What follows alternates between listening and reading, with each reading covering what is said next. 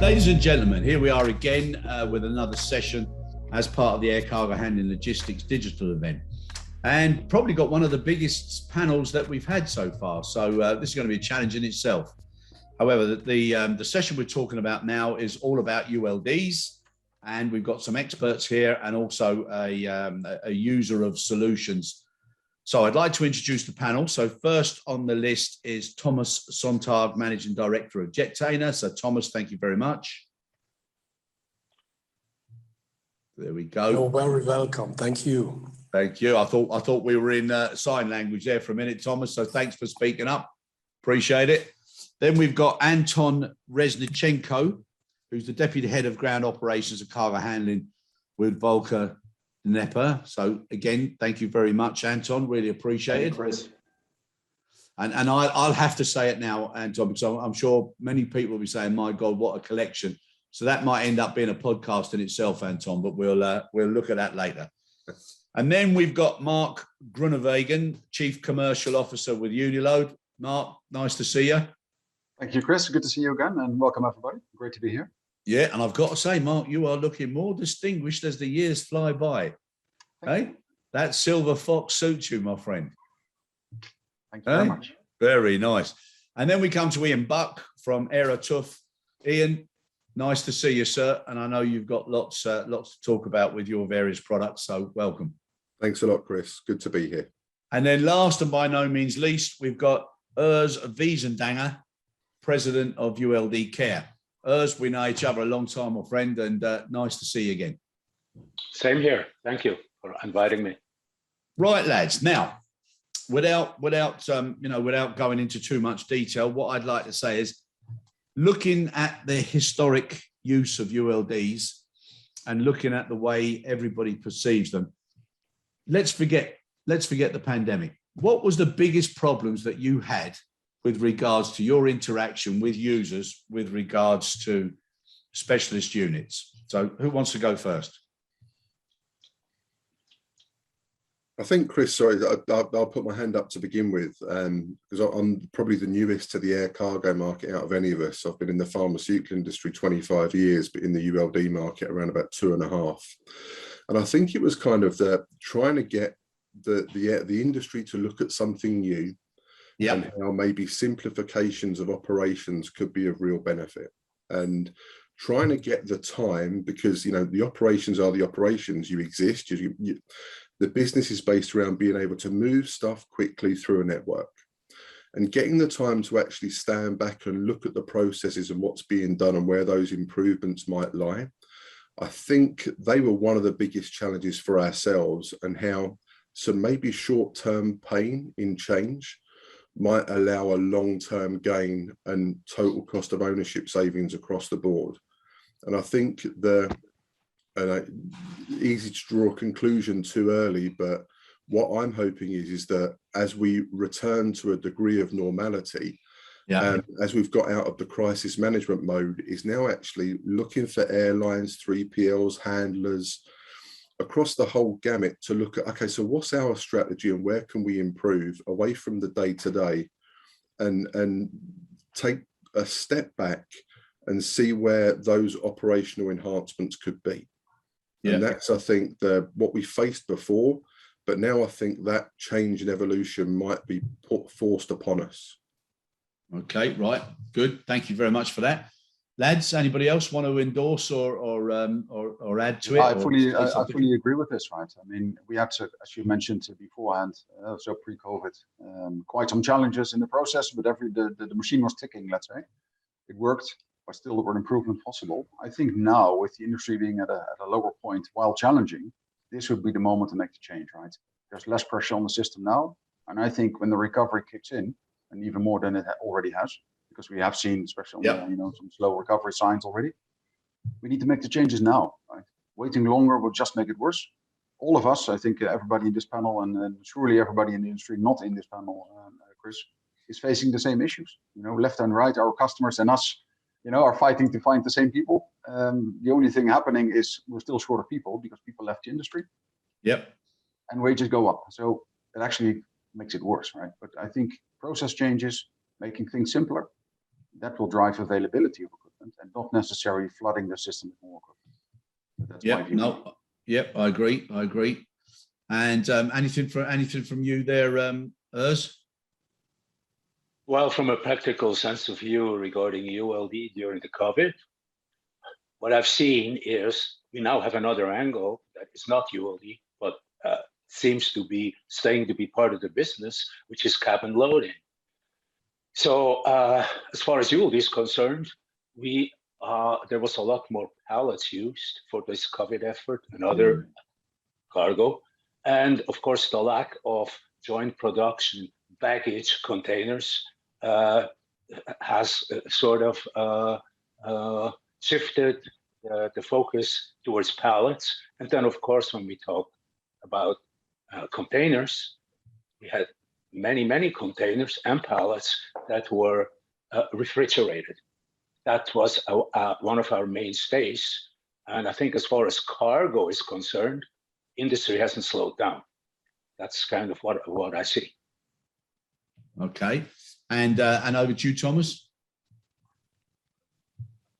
Well, my impression is that it is now probably for the first time that industry is really focusing the cost sector, that they want to become more efficient. They are forced to become more efficient. That is one thing I really sense. The other aspect is that sustainability is increasingly important. And so you better prepare for that if you have not done already. And what I tend to say internally most often is that I'm happy to have our market companions like Unilode with us in order to convince the airlines of becoming more efficient. They need to be targeted. And I think that is something what we are now addressing together with ULD Care is, first of all, how do you measure efficiency?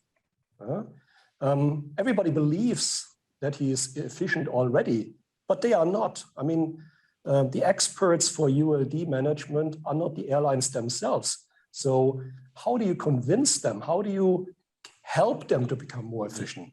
I think that's something we are seeing developing. Okay, very good. Now, Anton. Okay, now you're obviously somebody who's got an awful lot of experience with regards to solutions and special loads and everything.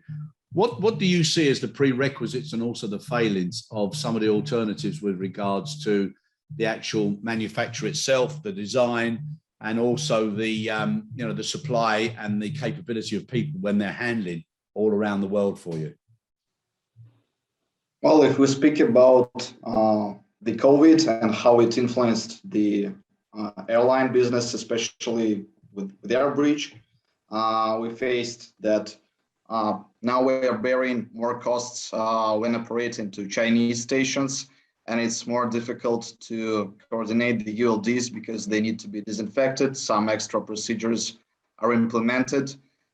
This is, well, one sign which COVID brought with itself.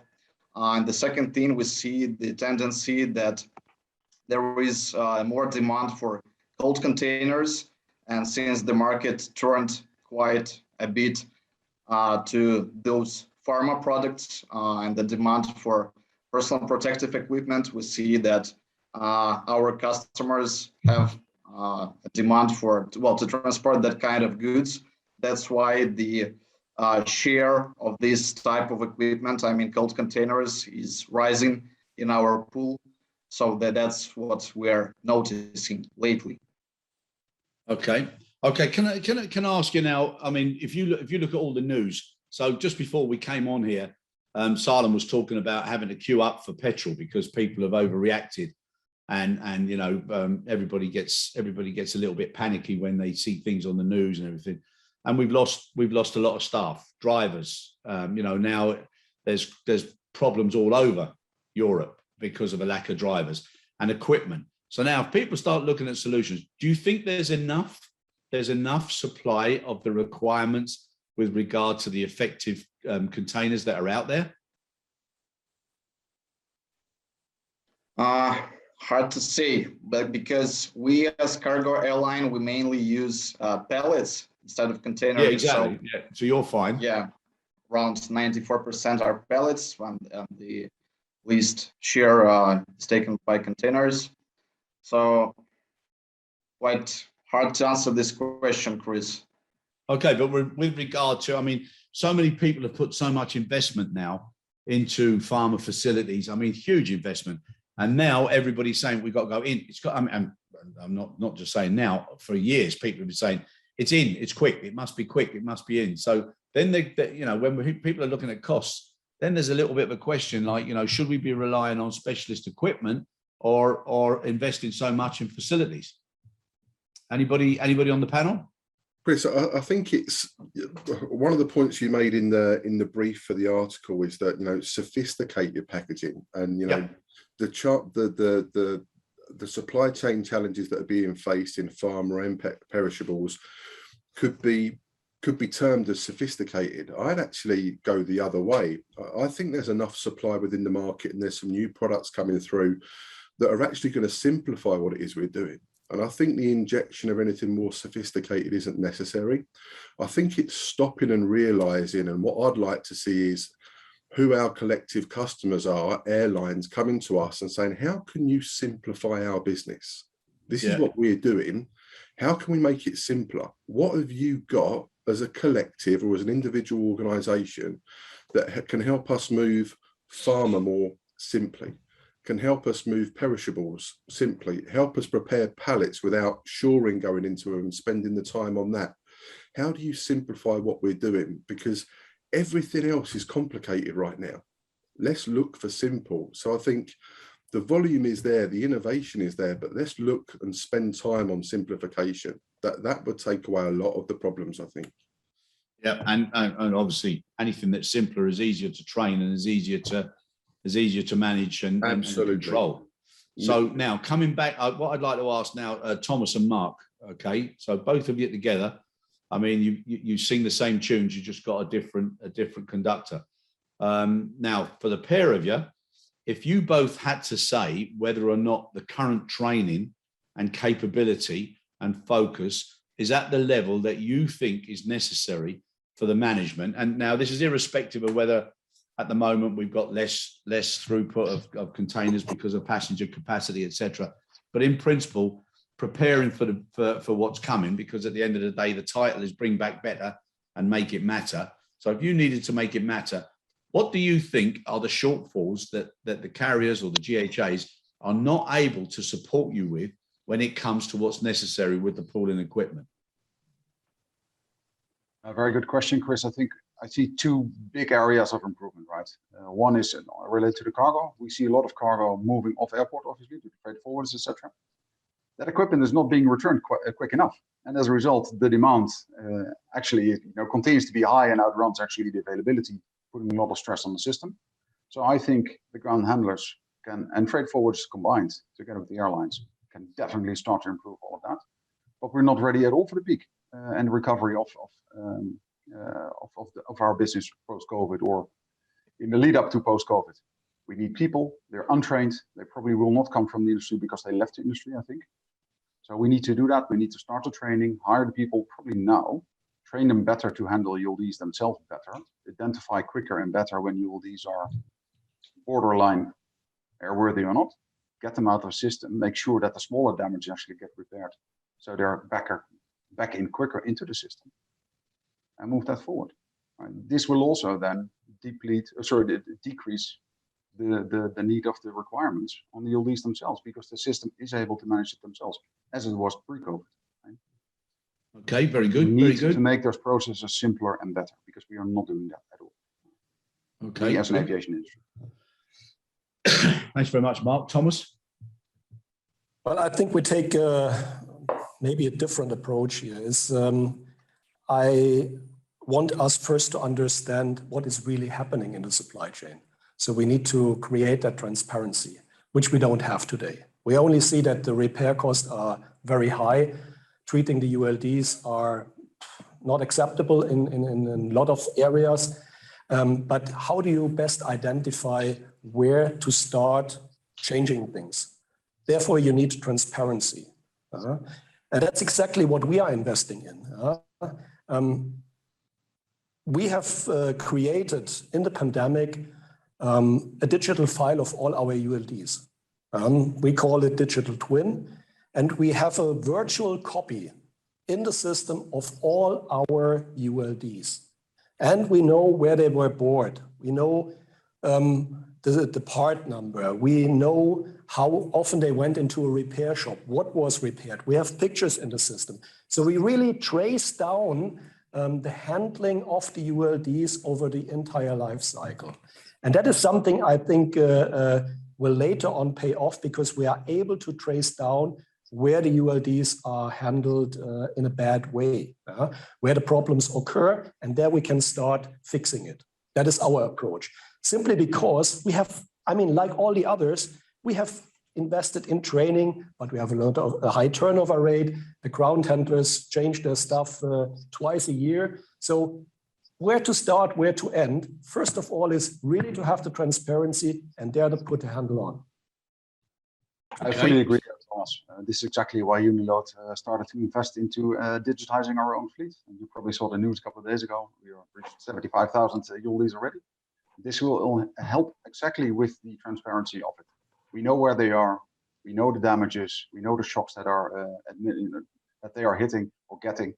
And on top of that, as Thomas mentioned, having our own repair network actually gives us that availability and history of the ULDs, all of them, from start to the moment we scrap them. This is why we do it in our own network with our partners.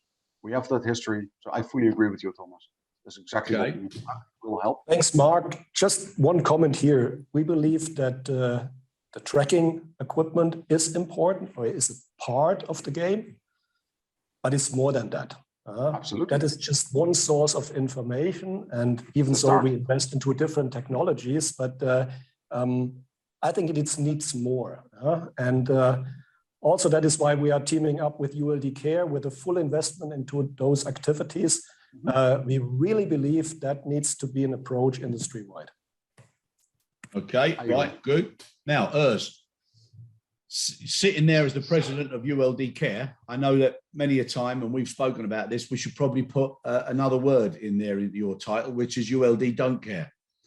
Because when you look around some of the areas that we've all visited, that's what you would say. You'd say, how can people not realize how important this equipment is and how valuable it is and the cost of it? And some of it's embarrassingly poorly managed and controlled.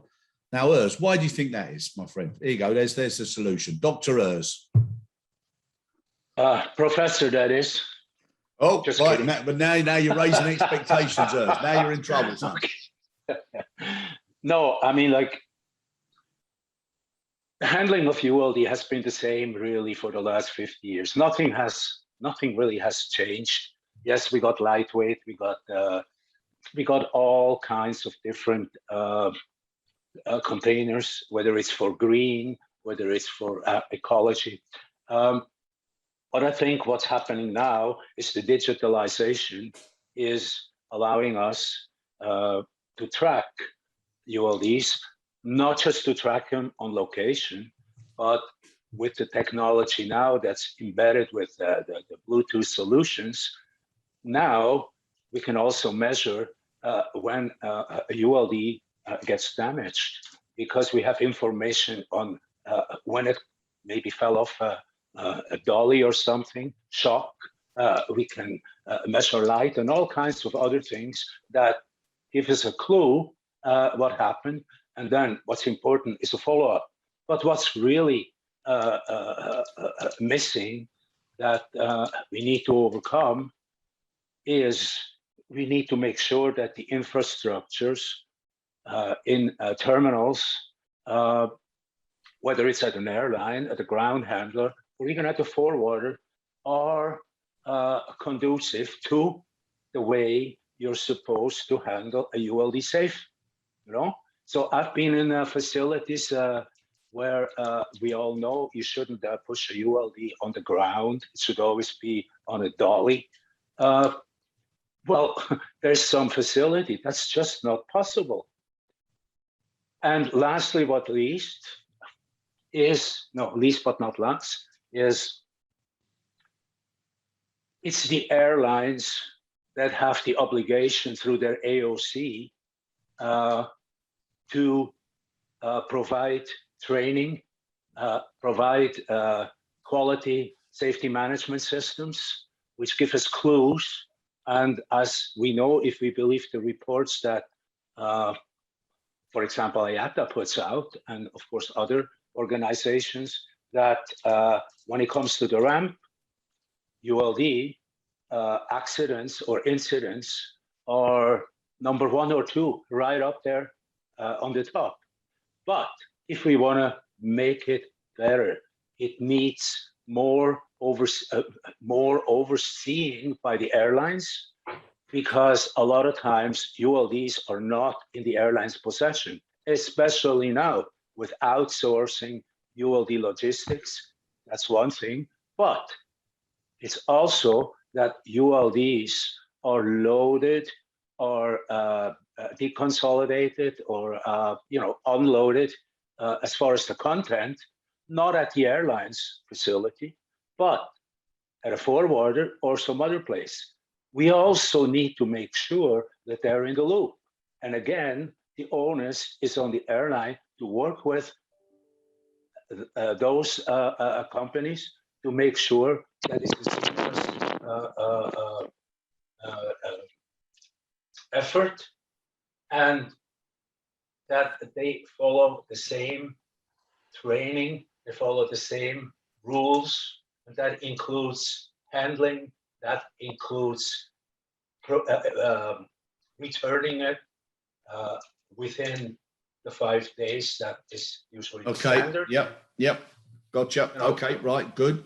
Thank you. Now, Anton, our industry is great at being pushed into things because something's gone wrong. And more often than not, it's cost issues. So over the years, many things have happened. So there's been cost issues that have suddenly decided the business to offer consolidations.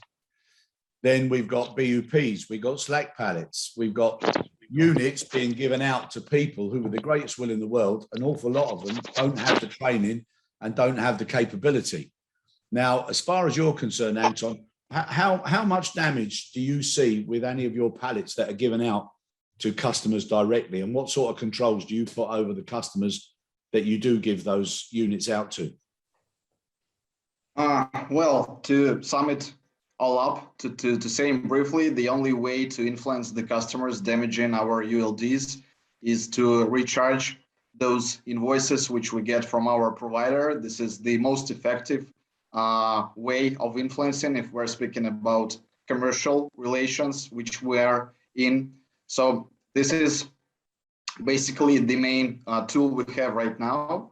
And secondly, we're happy again with our provider, which is now introducing these digital new solutions, allowing us to trace the ULDs which are in the pool used by AirBridge, because what we have now in our relations with GHAs is that we can only make our assumptions and understanding of where a certain ULD is and in which condition it is, only based on the messages. But seeing the picture that not all of our GHAs are sending these messages decently as they should, the picture which we can see does not correspond to reality in 100% of cases. But with these digital readers, well, for us it will be, and what we expect to get, that the transparency will be higher and we'll be able to trace all the ULDs, not by the messages, but by their real presence at the warehouse or at the customer warehouse and their real condition. So this is the second step, which we really expect to count on top of recharging the invoices. Well, and third theme, but I think it's in connection with the first one in terms of recharging, is just negotiating with the customers that this is the property not of the airline. We're leasing all of our ULDs. ABC does not possess any. That, well, those should be handled with care. This is just the human factor and how people assume what they get, what they are working with. So yeah, I would point out these three factors. Speaking about the amount of damaged ULDs, I can say that it hasn't become bigger than it used to be prior to COVID. So the figures are more or less the same. But what we are facing right now, again, coming back to China, is that due to new COVID restrictions, not all of ULDs can be handled as they should, as Urs already was saying, that some of them are put on ground, and this, of course, leads to increased risk of damage to ULDs, to extra costs for us, and, well, nothing bad out of this situation, but if you want to transport cargo, that's something we cannot avoid at this current reality. Okay, let me ask you something. Do you get involved in like ULD management training to any of your forwarders or your customers who take them out, and you do an audit to make sure they're trained in how to build them correctly, you know, spread, strap, etc.? Do you do that personally? Yeah, well, actually, this is part of our auditing process. All the procedures of how to do the build-up, how to handle the ULDs, how to store them, they are written in the company manual, and this is checked during the audits we're doing at our GHAs. Well, prior to COVID, it was a normal procedure like on-site audits, and it was much easier to figure out where the deviations were and to point out, to draw the attention of the GHA to what is going on wrong. But now in this COVID situation, travel restrictions, it's much harder.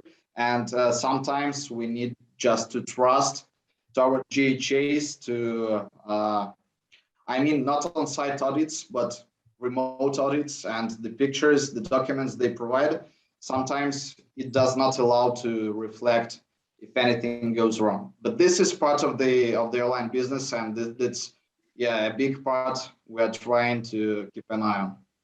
Yep. No, it's so important. Chris, now, may I ask a question? I mean, training is important. Making all the players in that industry aware that proper handling is important. But don't we need really, as an industry, look more general into all sustainability aspects? Really avoiding empty transports, reducing the weight of ULDs, reducing the weight of all packaging, allowing our customers to have ULDs available at the airports when they need it. So there is so much more to that, and even increasing efficiency in steering the ULDs. So there is much more to that, and I think this industry can definitely help all airlines to have a better sustainable approach.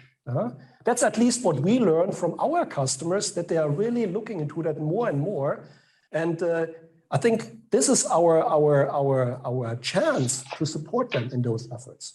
It is. Now, what I would say to that, and it's just my opinion, and I've got the freedom of saying what I like, so I don't have to worry about reporting to anyone.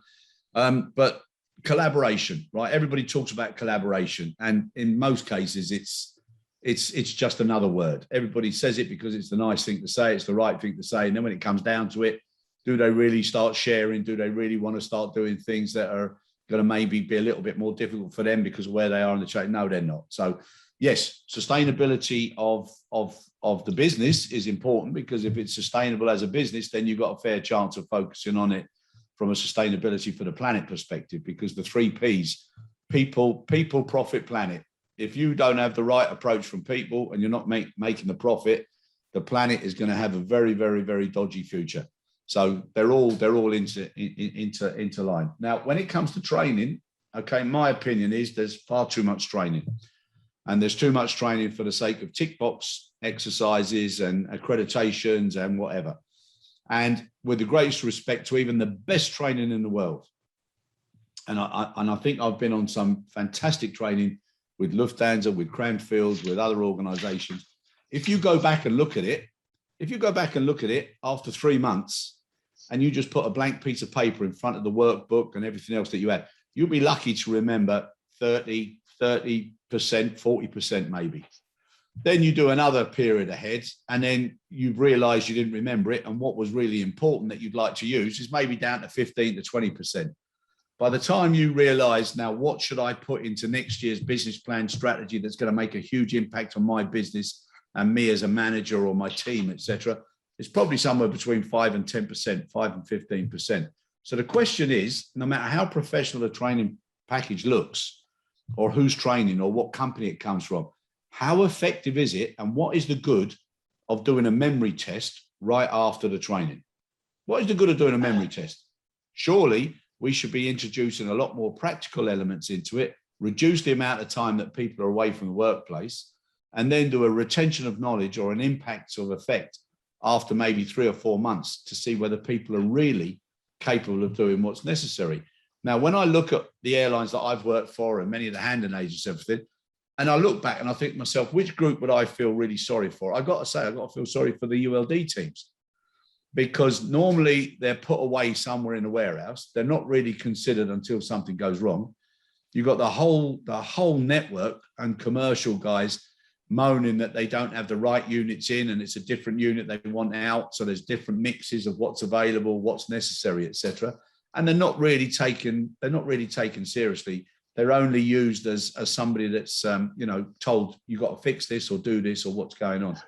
So now that whole perception of the ULD management or control unit, that has to change as well within the carrier community, but within the whole community.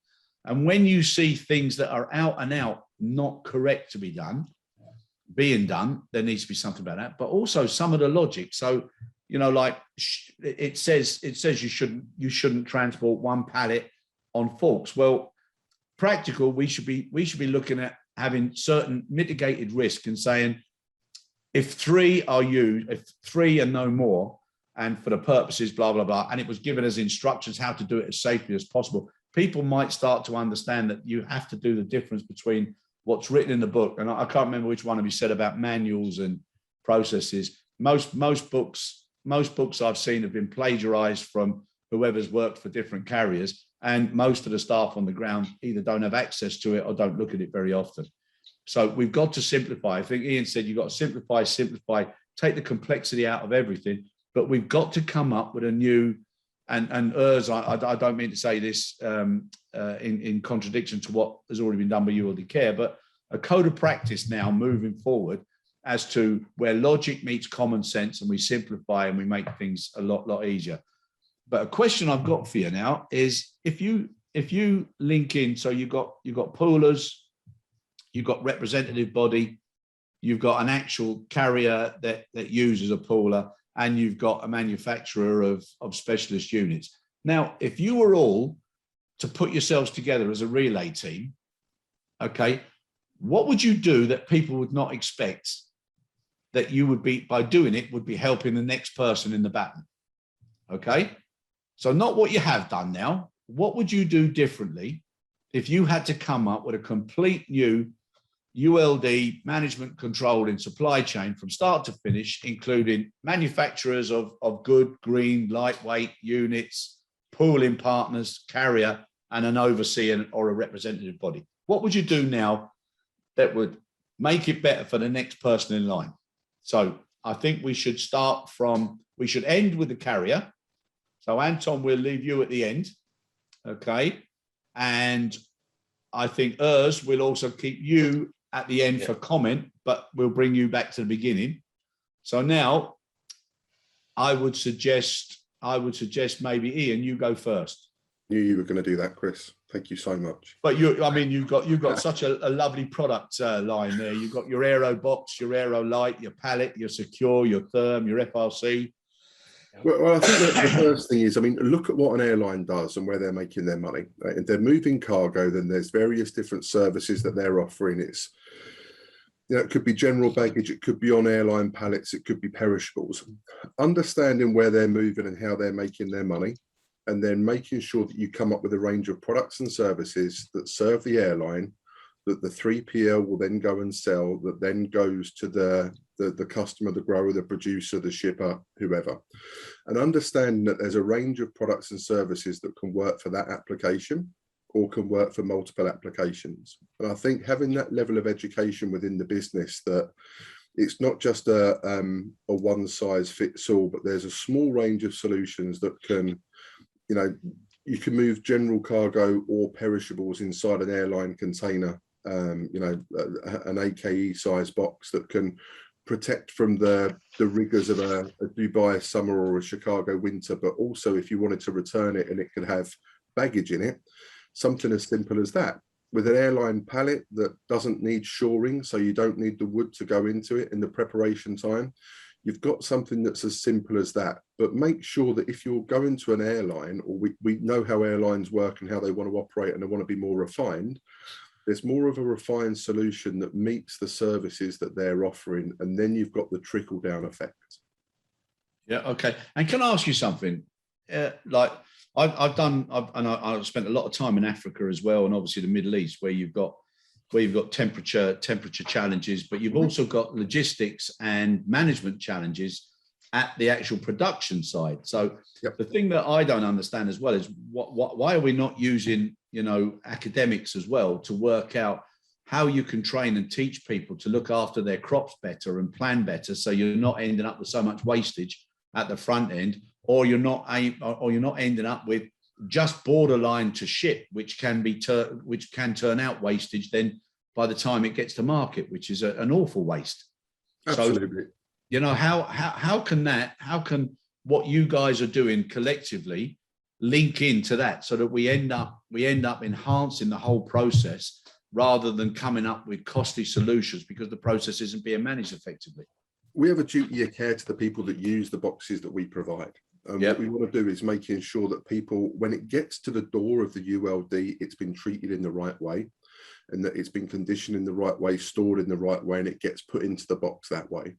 And I think, everyone across the gamut of the supply chain, whether it be the grower, the manufacturer, the shipper, the ULD provider, make sure that the two touch points either side of what it is you're doing, people are prepared to handle your goods and the goods inside the container in the right way. And then if we all do that, who's touching it either side, you get that trickle down effect that I was talking about. And then that's really where you get people across the whole supply chain working together. You're always going to focus on your bit. End of the day, I'm focused on what our bit is, but I'm also a bit focused on particularly the perishable supply chain. From the grower right the way through to the conscious consumer, everyone's got to know that it's been handled well. So if we can take care of what happens either side of our usage of our product, that's where we should be. We take that on, it trickles right the way through. Yeah, no, I agree. And I think now that people are they're starting to panic a little bit, because now you've got issues with cooling gases and drivers. And now people are wondering whether or not there's going to be enough stock for Christmas on the shelves. But what they don't appreciate is how much wastage is in the transportation, and even from the farmer's perspective at the front end. And there's so many areas for solutions and opportunity there to enhance and help. And that's also good for the planet.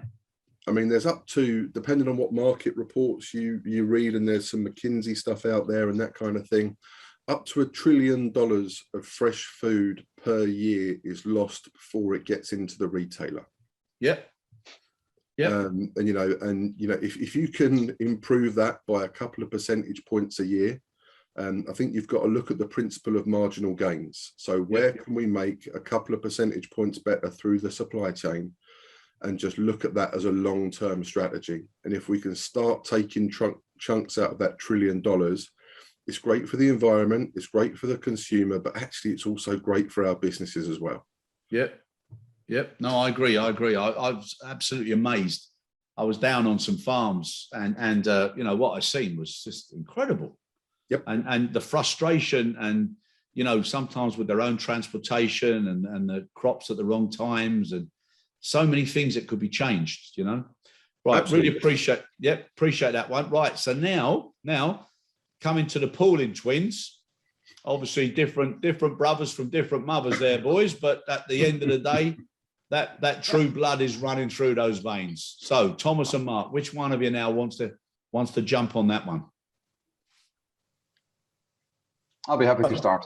But I think, the pooling, or let's say outsourcing of ULD management, that already has an effect, and Thomas mentioned that already, of efficiencies, right? There's a lot of efficiency gains possible, but we can do more because we now just focus on the one product, the ULDs only.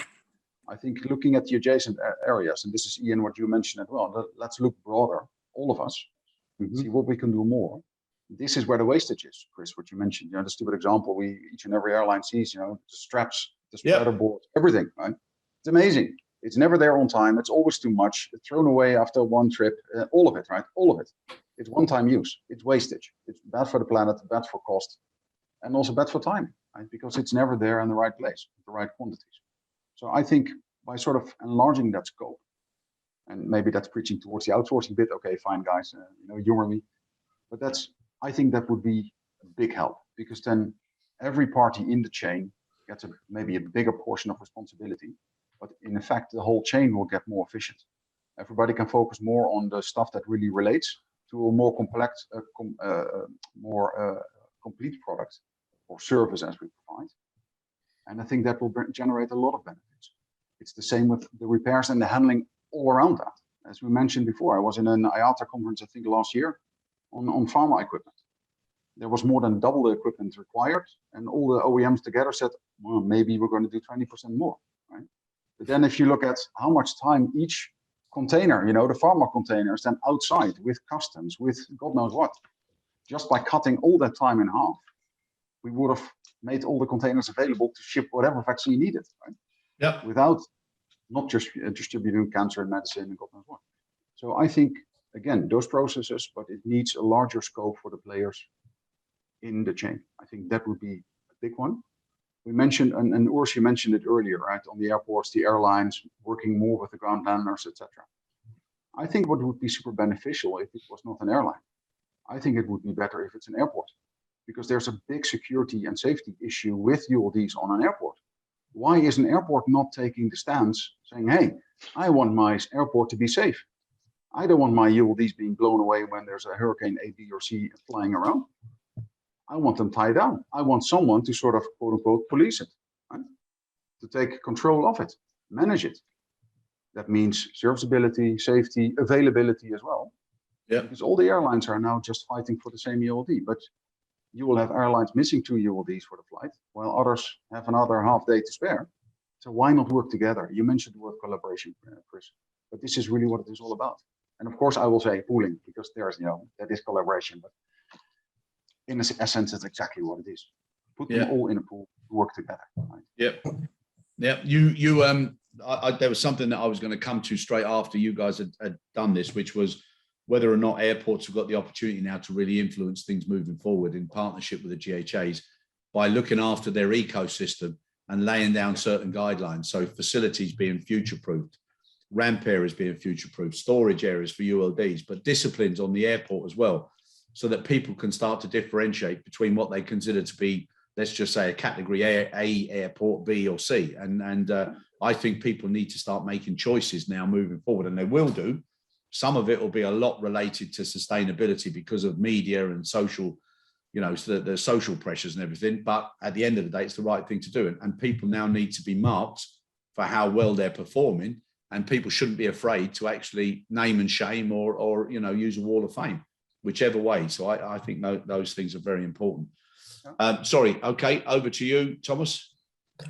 Yeah, I think first of all, it is still relatively frustrating to me that when I look at this ULD market, and we think it's roughly 900,000 ULDs in this market, that only 1/3 is professionally managed by one of the 3, maybe only 2 relevant ULD servicing companies.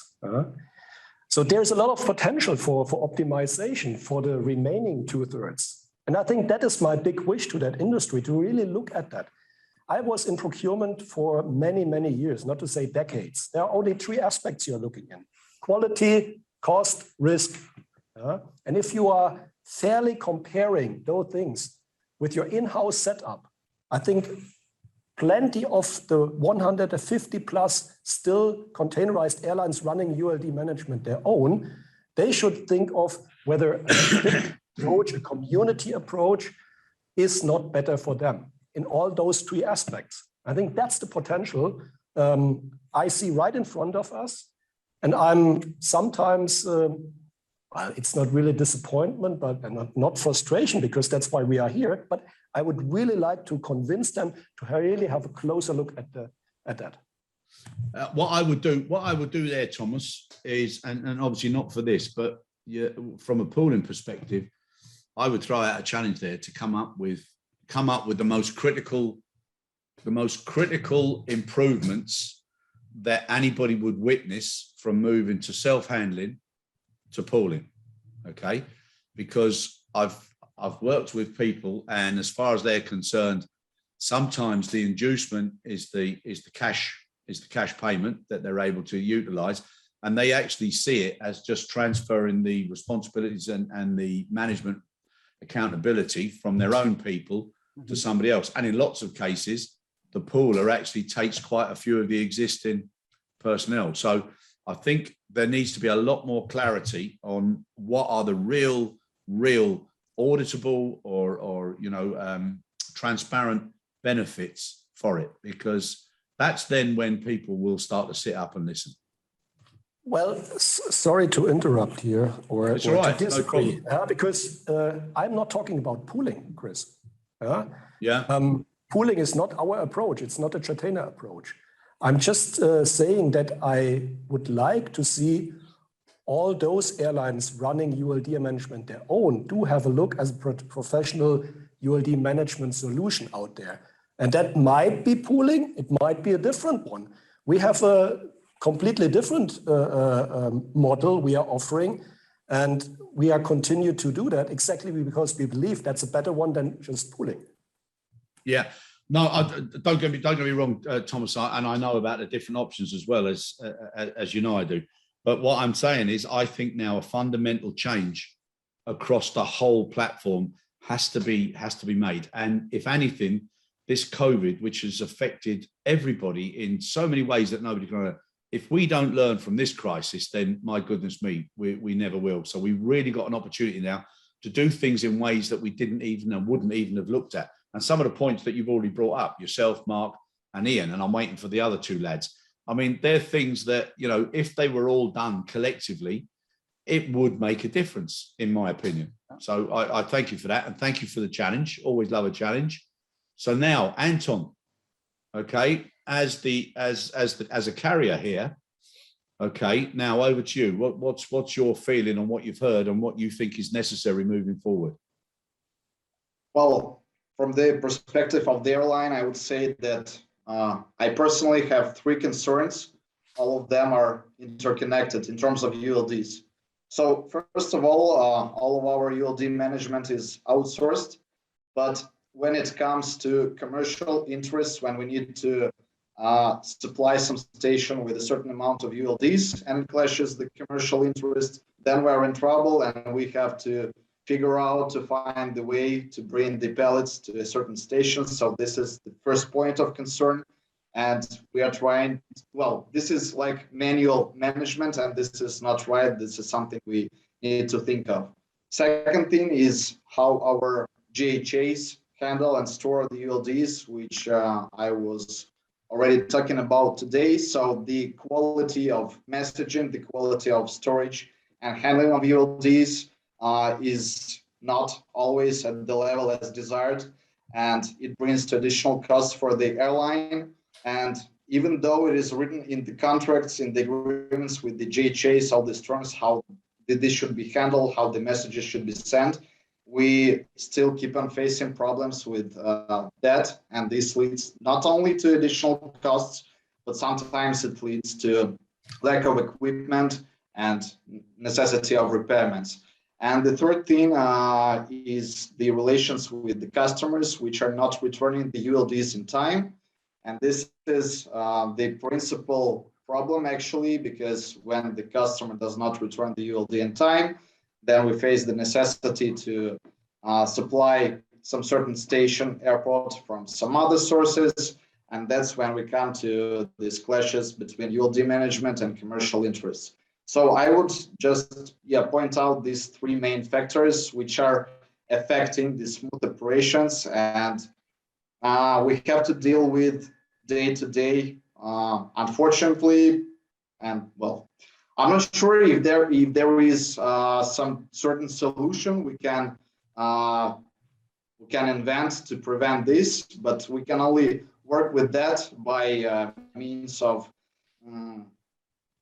recharging the customers, of putting incentives to bring the pallets back, and the same with JHAs, the same with our commercial team, because it's always on the edge, the commercial interest. And well, if we don't have the pallets on a certain station in time, then the cargo will not go, and we will face financial losses. So and I've never, and most commercial colleagues, they don't like to see demurrage being charged as well to their customers. So it's of course, difficult that way as well. Yeah. All right, lovely. Thank you very much. Now, Urs, representative body unit that cares about the whole ULD process. Now, if you look at some of the comments and some of the ways or the areas that are problematic that we all have to live with day in, day out, very quickly now, what do you think could be done from your perspective, whether it be lobbying parties, etc.? We've heard about customs, we've heard about data, we've heard about collaboration, data sharing. There's so much more that could be done with data-driven decision-making, which would help everybody. Well, okay, the ingredients that you mentioned, it's nothing new. It's just with the technology now, it is extremely important that we exchange information, data on ULD, whether it's logistical, whatever, along the ULD chain, not just airlines. We need to also make sure that the training is done. And when I say training, let's not be too ambitious to try to train everybody to a high level. We believe we need to have a basic training to the frontline people, whether they're working for an airline, forwarder, ground handling agent, anybody that touches a container. Give them a basic training that is affordable and measurable, and can be done online. You don't even have to take people to a classroom. And now we introduced a new ingredient, which is virtual reality training. So the staff that we're trying to train, that particular segment, is high turnover, usually. It's rather low paid. So we need to address training, especially now that you have people coming back after a long absence. Needs to be maybe some recurring training. We're hiring new people, but we airlines are not in the mood so far to spend a lot of money for training. But it all starts with that. So that's why we came up with this, and to make it palatable is we came up with a ULD conduct that we would like everybody to sign up. It's kind of an affirmation. Yes, we are looking at the 10 steps, basic steps that are happening on the journey of ULD end to end. And each one is addressed in such training. Right now, we put practical stuff out. Virtual reality for training, how to use a forklift with ULD, how to inspect a ULD for airworthiness, or a pallet that's already out there. And this is fun. And this segment of employees, we need to turn them on. We need to take them and provide them with something that addresses the basic handling. Let me ask you something. Why do we all do our own versions instead of just getting together and having one single source that everybody recognizes as being the best, whether it's virtual, whether it's partial in classrooms, partial practical, whether it's passed over checklists, whatever. Why don't we as a have just one central reservoir, which is always monitored on a regular basis to keep improving and simplifying, so that it becomes part of a minimum expectations document for anybody coming into the business, whether it is. Why don't we just do that and cut down cost and have less involvement and an easier platform for everybody to take on? Well, there's a lot of different service providers out there as far as training is concerned. For example, IATA. Everything is based on ULDR, like everybody else that is providing training. IATA is doing a great job at training for all levels of required knowledge. But it doesn't matter who does the training or who provides the training.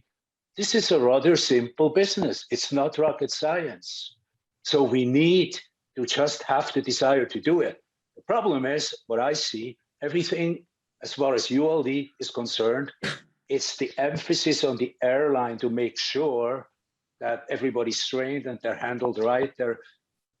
That's the premise. However, ULD basically is considered a tool. And from my experience, as long as there is ULDs around, we're good.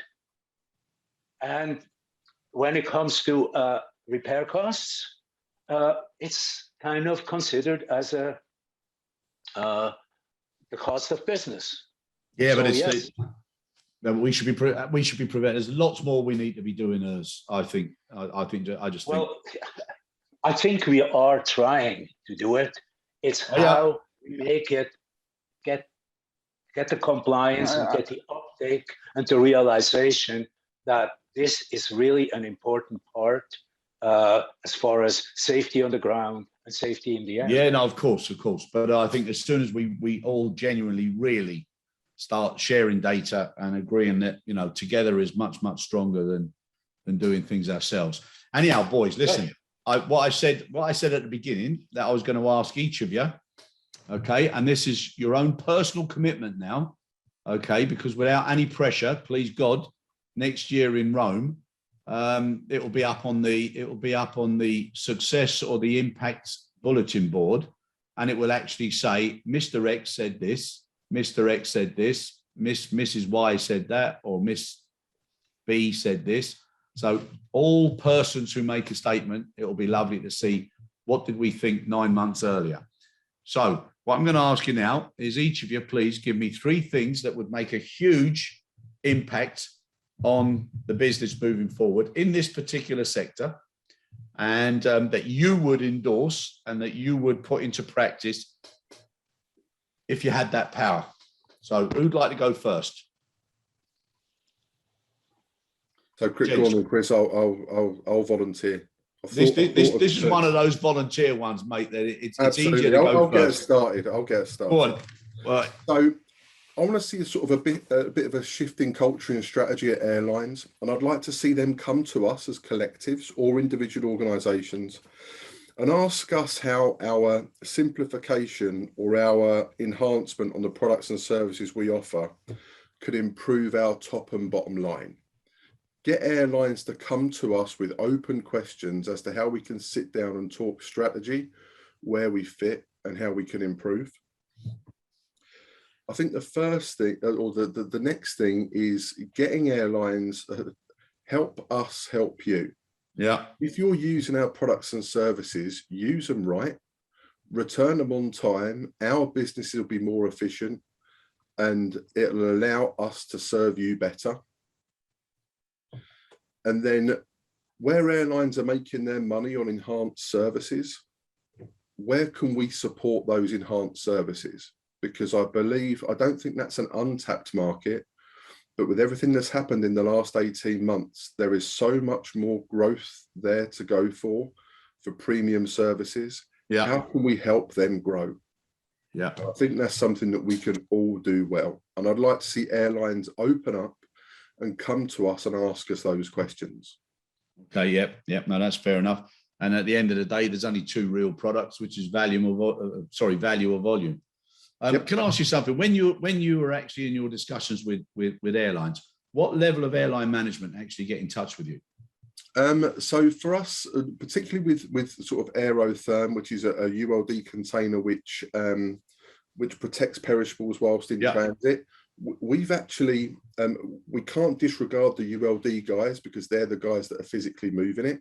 Yeah. What we started to do was get engaged with the business side, so with the sales, the marketing, the people that are developing those perishable services, and looking to give them a service offering. Forget the product. Yeah. I'm pretty sure Tom Thurston will actually nearly pass out when I say forget the product, our CEO. Yeah. Focus on the service. What can we do to enhance the service? And then get the ULD to fit into the way in which it's handled. So, you know, we've got to pay attention to the ULD guys, but we're in the business of growth. And how can we facilitate growth and simplify operations? Yeah, no, okay. Thanks very much. Really appreciate that. Who'd like to go next? Okay, I'll be I can go next. second after you. Or is you or me? Go ahead. Okay, I'll go first. Please. So one of the things we will be doing, we have started already, but 9 months from now, Chris, I hope we have digitized our full fleet. That's going to be a super big challenge, but we believe this will definitely bring the aviation industry forward. To Urs' point, the training, I think it's super important. However, if you don't allocate the cost, there is never a need to do the training. So if you sort of put the cost in the system, the value chain where they are made, to Anton's point, if a freight forwarder or a customer damages equipment or loses it, and it can be proven, for instance, via the digital, then actually the training starts to make sense. And if the training makes sense, then you're going to keep and retain your people, because otherwise you're just training the same people all over and end up with the bill for the recharges. Yeah. So I think this will help. It will help the system. It will put the cost where it belongs. It will open up the system, and money talks, money changes behavior. That's what I'm fully convinced of. Right? So I think that is critical.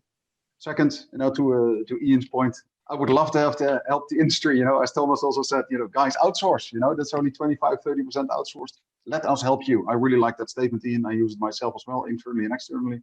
Let us help you. We can do a better job. We are the experts. There are different systems in the market between Jettainer and myself. That's fine. There's a flavor for everybody. That's okay.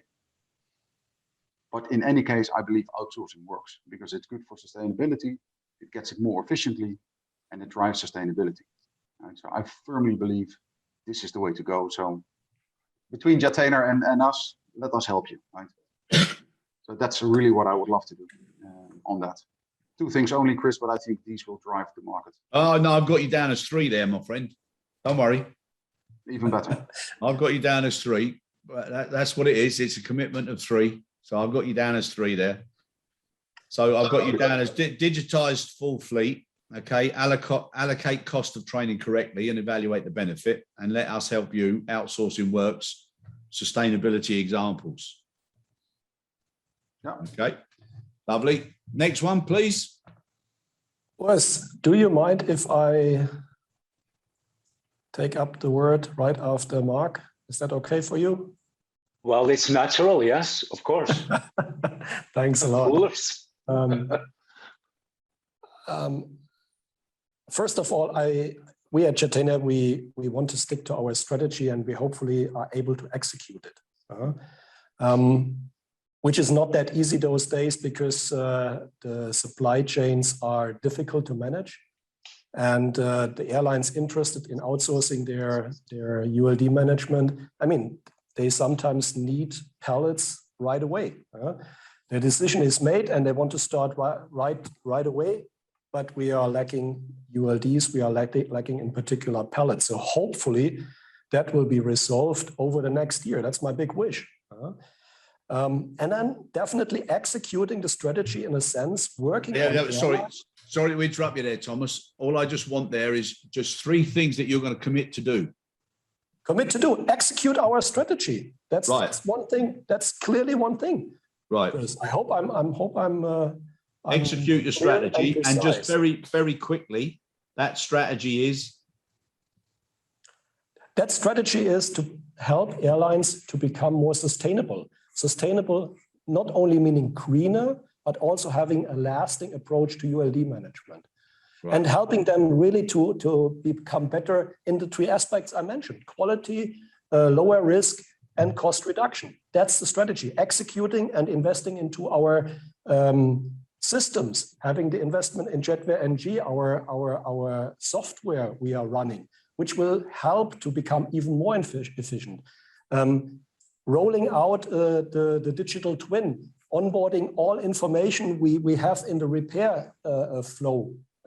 That is something we continuously going to work on.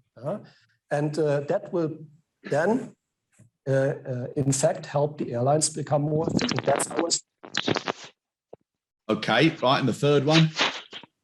The third one is, I do not want to continue to meet in these virtual conferences, so I hope that stops, and I do my utmost to travel wherever the next convention is to meet you in person. I'm getting sick with these video conferences. Sorry to say that, guys. Yeah? You're zoomed out. I'm zoomed out. Exactly. Yeah. Right, okay. ASAP. All right. Right, lovely, Thomas. Now, right, so now, Urs, I think you're next, yeah? Okay, so first, before I forget it, congratulations, Thomas, for your 6 years anniversary. Having said that, okay, so what do we want to do? We are continuing what we're doing now. As you can see in the background, we're focused on the future. And what that means,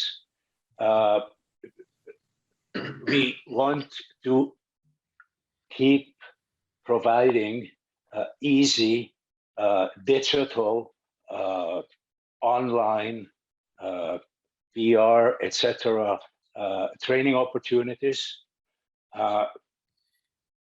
We want to make sure that airlines start to realize, just because they outsource the ULD business to poolers, because my experience is airlines that outsourced, they don't want to hear about anything ULD anymore, basically, because we're outsourced.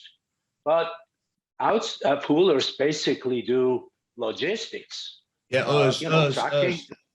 Sorry, Yep. son. Just got to say, like, guys, as we've started off, we were simple with three things. Now we've started to get a little bit, you know, I'm just a simple man, not the brightest bulb in the chandelier. So I just want three things. Infrastructure, both physical and digital. Number two, training. Awareness is there, training. And number three would be more people joining the ULD conduct, because that makes a level playing field for the whole community. Okie dokie. Lovely. Thank you very much, sir. And now, Anton. Well, being the consumer of ULD solutions, I would say that one of the targets and objectives is to encourage our GHAs, which have not installed digital readers yet, to do so, because we will benefit from this, as discussed earlier today. Secondly, will be to keep on working with GHAs directly in terms of quality of handling and messages sending till we get rid of them when we have the world digitalized. And the third point will be to keep on working with our customers and encourage them to return the ULDs in time to keep on the operations smooth and sustainable. These are the main headaches for myself, so that's why I'm pointing them out. Very good. Thank you so much, guys. Really appreciate your time, your enthusiasm. Bit difficult trying to keep 5 people occupied, but we did well, I think, and we're not too bad with the time. So I look forward to speaking to you all separately. And once we finish recording, we'll just have a little wrap up. But seriously, lads, thanks very much for what you're doing. Keep up the enthusiasm and good luck with everything moving forward. And thanks very much for the beautiful display of cars there, Anton. Really nice, my friend. So I'm sure I hope we don't get more interest in the cars than we do in the subject matter. Anyhow, take care, mate. Good luck with the collection. Thanks very much, lads. Really appreciate it.